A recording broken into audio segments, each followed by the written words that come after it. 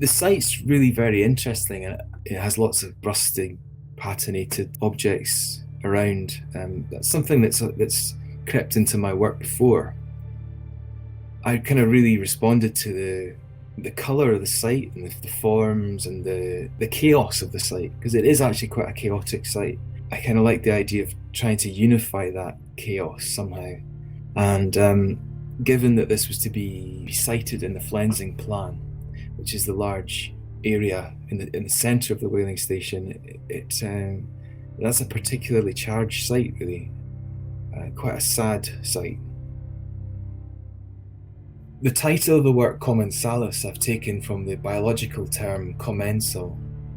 This is a particular biological definition which defines a relationship between two organisms where both benefit and neither party are harmed, unlike, say, a parasitic relationship.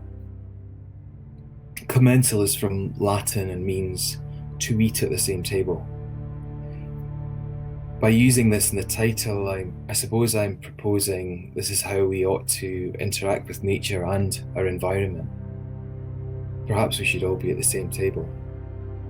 Quite early on in my research, I happened upon this idea that the site's made up of lots of rivets, and that's what holds it together. But the rivets also resemble whale barnacles. And these are the barnacles that grow on the sides of the flanks and backs of whales. And certainly visually, formally, they're kind of similar. This gave me the idea of using the rivet as a unit whereby I could express numbers of whales taken and also numbers of whales recovered. I wanted something that sat low within the site so that it didn't interrupt the skyline of the site. It is a heritage area. I'm proposing placing 6 large round steel tables in this empty Flensing area, or the Flensing Plan as it was called, and I call them the spirit tables.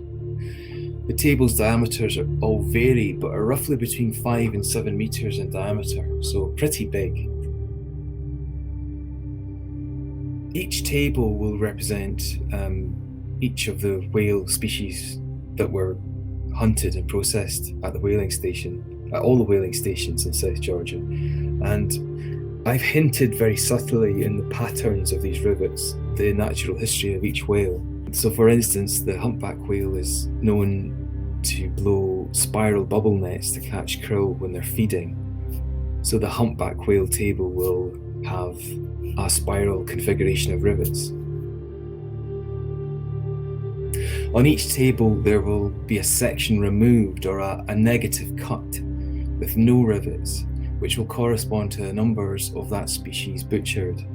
And these bare sections will then correspond to a 7th table, which will act as a key to the work.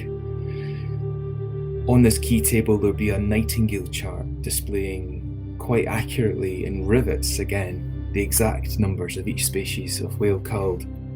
I want visitors to feel contemplative about what's happened there, but also hopeful about the future. Reaching the island, walking around these tables, being struck probably by the sheer quantities of creatures that were persecuted, but also the amazing recovery of these species as well. So it's a very visual thing that hopefully will draw people into the story and hopefully capture their imagination and their hope.